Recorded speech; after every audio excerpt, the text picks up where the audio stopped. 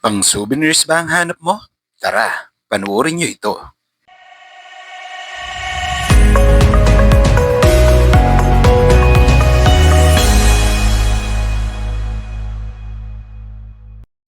Magandang araw mga Lodi. So for today's video, maaga nga pala kaming gumising ni Mrs. Alas 4:30 pasado nung magising kami dahil meron nga pala kaming order na 100 pieces na bamboo ballpen at ito nga si Cookie, nagpapadede pa ng mga anak niya. At syempre, hindi mawawala si Matcha. Good morning Matcha! Masaya siya kasi kumakawag ang buntot niya.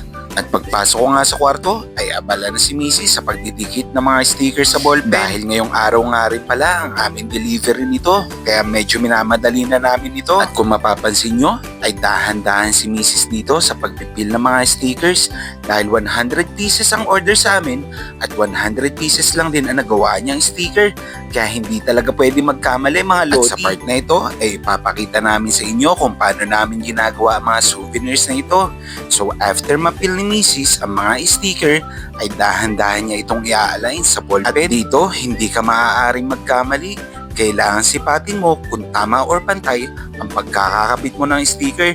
Dahil once na mailapat mo na ang sticker, hindi na ito basta-basta madaling tuklapin. Kaya kailangan talaga ng dedikasyon at tiyaga sa paggawa nito. At once na masigurado mo na naka-align na ang sticker, pwede mo nang ipil ng tuluyan ang back-end nito. At saka mo naman ito hahagurin para sigurado na lapat talaga ang sticker sa ballpen. At after mo itong mailapat, ay kailangan mo itong hagurin ng ilang ulit para siguradong nakadikit talaga ang sticker sa bamboo ballpen natin. At kapag sigurado nakadikit na ang sticker sa ballpen, ay saka naman natin ipipil ang top layer plastic nito at kailangan dahan-dahan din dahil may possibility na dumikit pabalik ang sticker or baka ito ay mapunit. At once na pil mo na ang top layer plastic nito, ay kailangan mo ulit itong hagurin at ito na ang magiging resulta. Diba napakaganda? Para ito naka-emboss na sticker.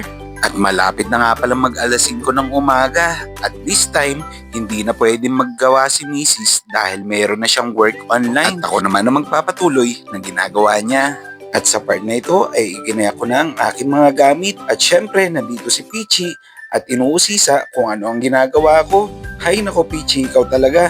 Number 1 marites ka talaga sa mga alaga namin dito sa bahay. At dahil hindi pa kami kumakain, ay dito nga ay sinabayan ko na muna ng kape habang ako ay nagtatrabaho. At para kahit papano ay uminit muna ang sikmura ko. At habang nagdidikit nga ako ng mga sticker ay bigla naglambing sa akin si Peachy at ipinatong ang babay niya sa mga hita ko.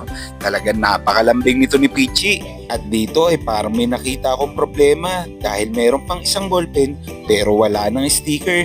Kung matatandaan nyo, sabi ko nga sa inyo, 100 pieces ang ballpen na order at 100 pieces na sticker lang din na nagawa ni Mrs. Kaya this time, binilang ni Mrs. kung ilan lahat ng ballpen. At after bilangin ni Mrs. ang mga ballpen, dito ay nalaman namin na sobra pala talaga ng isang ballpen. Kinabahan ako doon. At nang masigurado na namin na kumpleto talaga ang sticker at ballpen, ay sinimulan na namin ang pagpapak nito para mas presentable kapag i-deliver namin kay client. At inabot na nga kami ng sikat ng araw sa pagpapak at pag-aayos ng mga ballpen at ready na ito for delivery. Ganyan talaga sa business. Kailangan lang talaga samahan mo ng sipag at ng tiyaga. Nagustuhan niyo ba ang videos ko? Kung oo, please follow, like, and share.